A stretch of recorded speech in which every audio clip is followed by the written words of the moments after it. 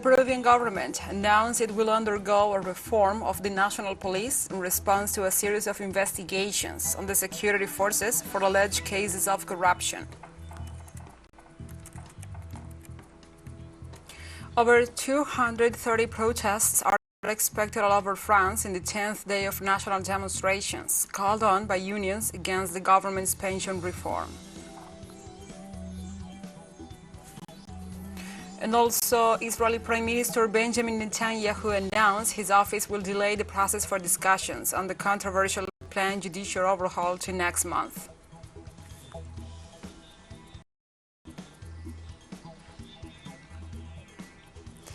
From the headquarters of TeleSUR English in Havana, Cuba, this is From the South. I'm your anchor, Gladys Quesada.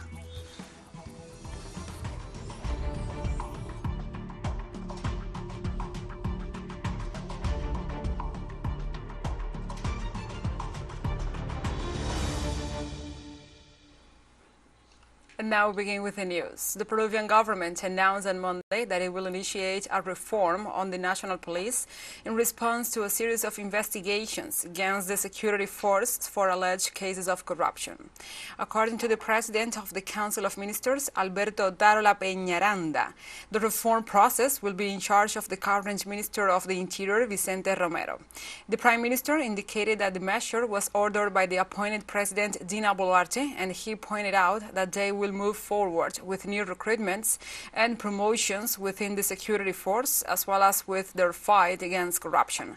According to the high official, one of the first actions of the reform was the dismissal of the General Commander of the Peruvian National Police, Raúl Alfaro Alvarado, who is being investigated for leading an alleged espionage network.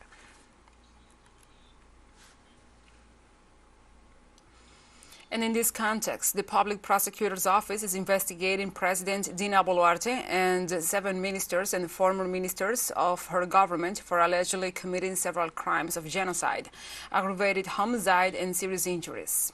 Among other charges, the Peruvian officials are being investigated for the deaths that occurred during the social protest against the President and the Congress of the Republic in southern regions such as Apurimac, La Libertad, Puno, Ayacucho, and Arequipa. On January the 10th, the Public Prosecutor's Office informed that it will assume the investigation against the Prime Minister, Alberto Darola, the Defense Minister, Jorge Chávez Cresta, the former Prime Minister, Pedro Angulo, as well as former ministers César Cervantes and Victor Rojas. Meanwhile, Minister Vicente Romero is charged for omission of functions due to the violent intervention of the National Police at the headquarters of the San Marcos University in Lima, where almost 200 people were arrested.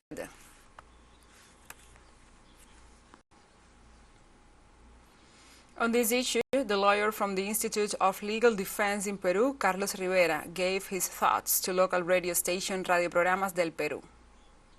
The case against Dina Boluarte, against Mr. Otarola, and the other ministers is a case that starts as a consequence of the denunciations that are presented in Ayacucho and Andahuaylas, and then in the case of Puno. These denunciations are transferred to the Attorney General's office, and the Attorney General's office opens an investigation of an investigative nature against the President of the Republic and against the Prime Minister or the people who occupy the positions of Prime Minister and the Ministers of Defense and Interior. And what was happening during those days were 2 very important things. One, a request for information from the National Prosecutor's Office or the Human Rights Office investigating in the 7 departments where acts of violence or crimes occurred, which may qualify as human rights violations, and then a request for information from the Joint Command of the Armed Forces, which has declared that it will not provide information because it considers that the operation plans are secret documents of national security. In El Salvador, the exception regime decreed against gang violence, which led to the imprisonment of over 60,000 criminals, completed its first year in force. After having been recurrently extended for several months, the exception regime reached 1 year with the aim of reducing the rate of violence in the Central American nation. Although President Nayib Bukele has described the results of the measure in social networks as positive, several social organizations in the country continue to denounce cases of deaths of detainees, human rights violations, arbitrary arrests, lack of due process, police harassment, and ill treatment. According to this, during the implementation of the measure, a total of 66,417 detainees, 4,304 released, and 5,802 alleged victims of human rights violations have been reported.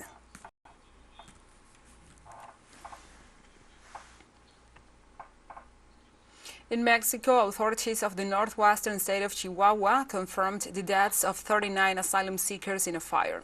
The incident occurred on Monday night at the National Migration Institute station in Ciudad Juarez. Although the official report does not yet mention the origin of the tragedy, some witnesses affirm that it was caused in the middle of a protest rally held by the migrants inside the men's area. Apparently, they were refusing to be transferred to the south of Mexico. In this regard, it was also learned that all victims were male and the injured were taken to hospitals.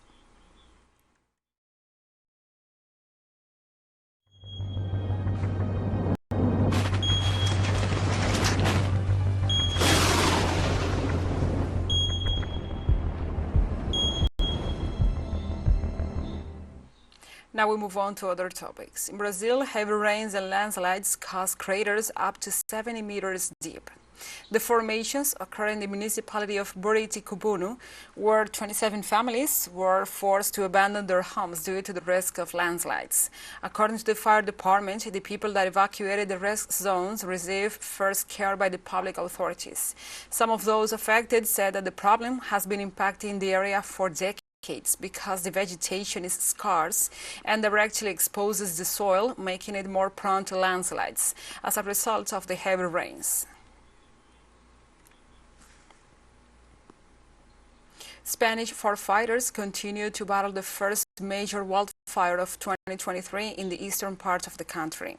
The blaze has already ravaged more than 4,000 hectares, mainly forest, and forced more than 1,000 from their homes.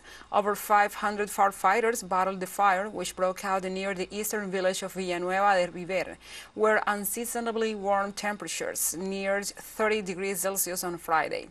In this sense, strong winds also encouraged the flames of the blaze, complicating the work for firefighters who were backed by 23 water-dropping planes and helicopters. According to the European Forest Fire Information System, in 2022, Spain was the continent's worst-hit country, with nearly 500 blazes destroyed more than 300,000 hectares.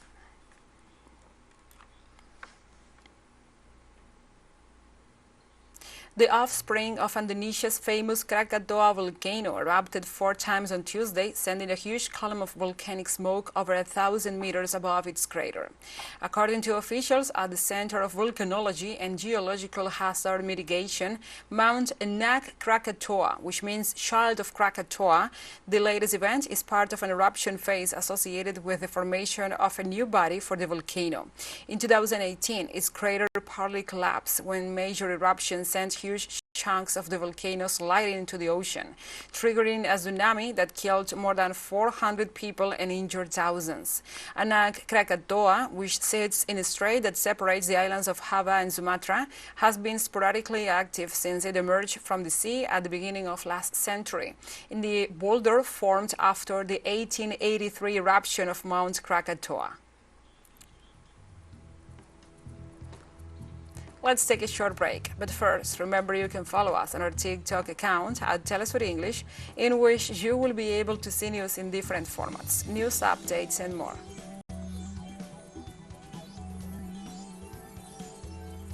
Other stories coming up, stay with us.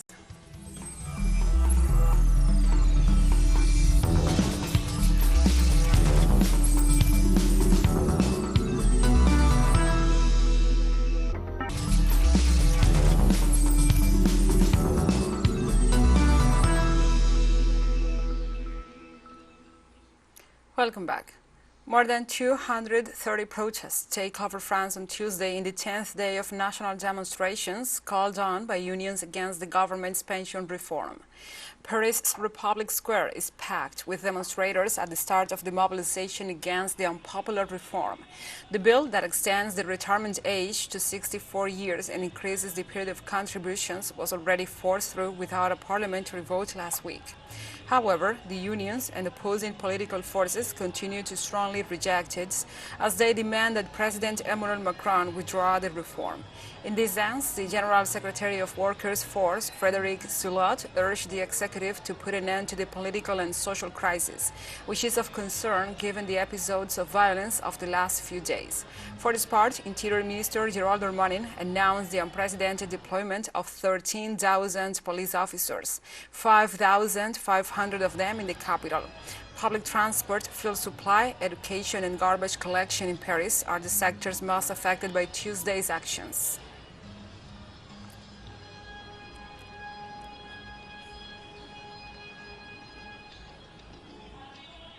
And the protest movement against the pension reform has turned into the biggest domestic crisis of Macron's second mandate, as hundreds of thousands continue to take to the streets all over the country. Aside from the massive concentration in downtown Paris, striking railway workers gather in front of Gare du Lion station to protest.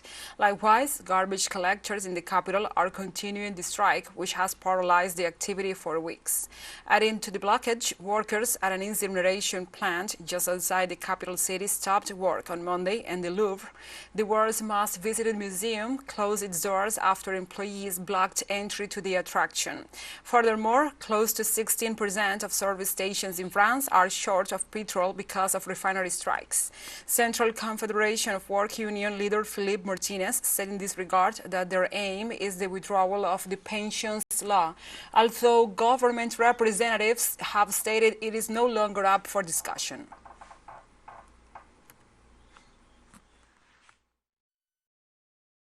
In view of the mobilization, which is not weakening, as we decided in the inter-union meeting, we proposed once again to the government, and especially to the President of the Republic, to suspend his project and to appoint a mediator. As in any social conflict in companies, when there is a conflict that lasts, we try to find a solution on subjects that are more topical than ever. Arduousness work. The problem has been the same for 2 months, or even longer now. It's a government, or at least a president of the Republic now, who is, it seems to me, quite isolated, who decides in the place of millions of people that they have to work 2 years more. And when we talk to those who work, I was talking to a fireman this morning on a picket line, who said to me, "Well, can you imagine me at 64 years old on top of the ladder to save lives? If I'm not in a condition to do my job properly, lives are at stake." Likewise, the candidate for the leadership of the General Confederation of Labour, Marie Buzon, said the government must listen to what is happening in the country. Now the ball is not in our court, it's in the government's court. It has to listen to what is happening in the country. It must listen to the anger that is rising and stop sending its forces of order to beat us. Listen to what is happening and withdraw the reform project. In Portugal, a man stabbed 2 women to death at an Ismaili Muslim center in Lisbon on Tuesday. The aggressor was then shot down by the police. Ismaili community leader Narzim Ahmad told local reporters that the women were Portuguese staff members at the center. According to an official report, several other people were wounded, but no further details have been provided. Portuguese Prime Minister Antonio Costa said everything points to this being an isolated incident.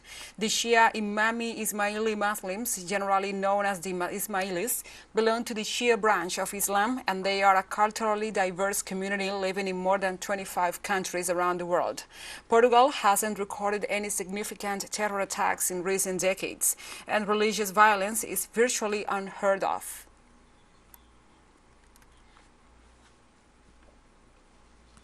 And the Greek Prime Minister Kyriakos Mitsotakis announced on Tuesday that legislative elections will be held on May 21st. The Premier also said that if needed, follow-up elections will be held by early July at the latest. The country and its citizens need clear horizons, and despite those who spread the opposite scenarios, national elections will be held at the end of the 4-year period, as I had committed from the beginning. They will take place on Sunday, May 21.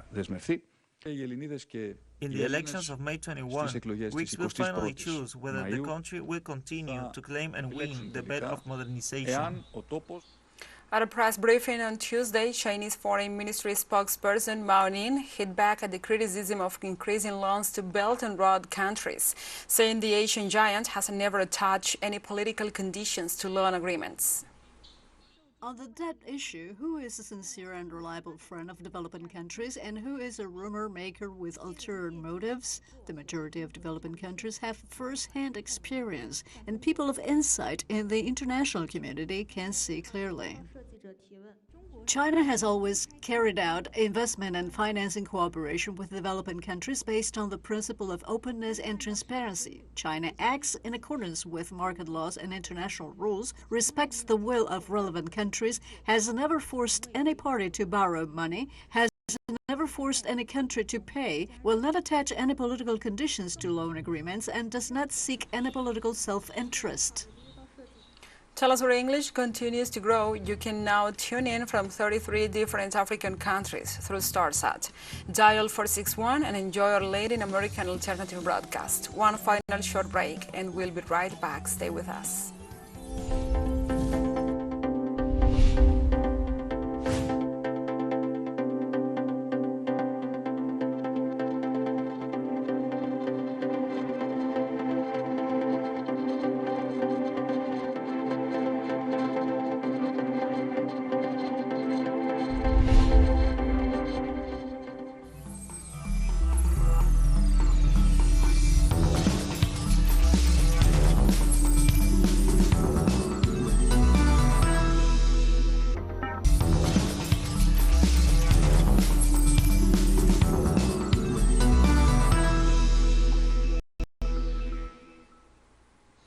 Welcome back to From the South.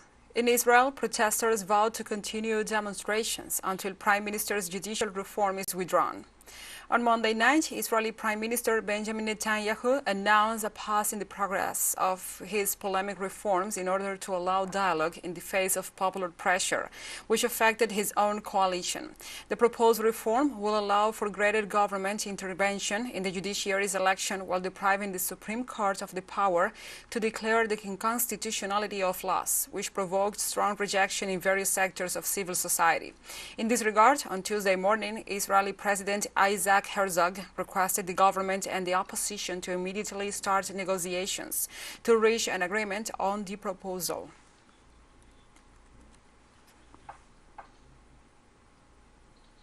On Tuesday, Israeli forces killed another Palestinian youth in the northwest, on the northern west bank city of Nablus. According to the health ministry, the victim was identified as Amir Muhammad Lulach. In the same operation, 20 Palestinians were wounded and 11 others were killed. Nablus and the nearby city of Jenin are considered militia strongholds and therefore systematic targets of the Tel Aviv armed forces and police operations.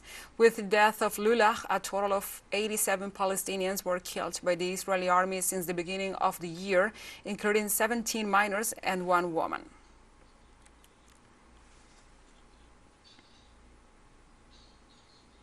In Saudi Arabia, 20 people were killed and 29 injured on Monday in a bus accident in the town of Akubat, Shir, in the southwestern Saudi region of Azir.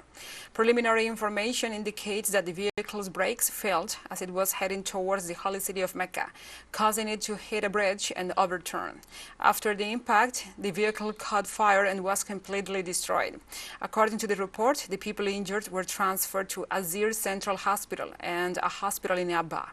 The last such tragedy recorded in the Arab country occurred in 2019 when at least 35 Arab and Asian nationals were killed in a bus collision in the Medina area.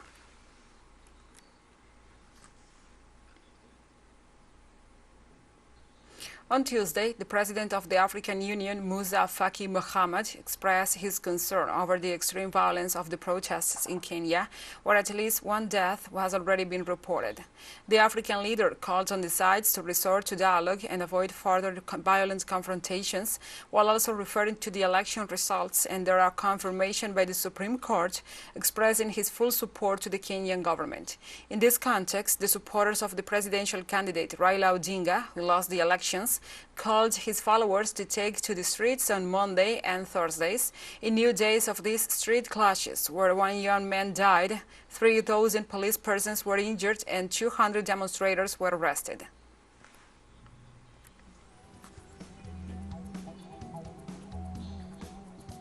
And we have come to the end of this news brief. But remember, you can find this and many other stories on our website at telesurenglish.net. And also, if you feel so inclined, please join us on social media for all the latest news. We are on Facebook, Twitter, Instagram, Telegram, and TikTok. For TeleSUR English, I'm your anchor, Gladys Quesada. Thank you for watching.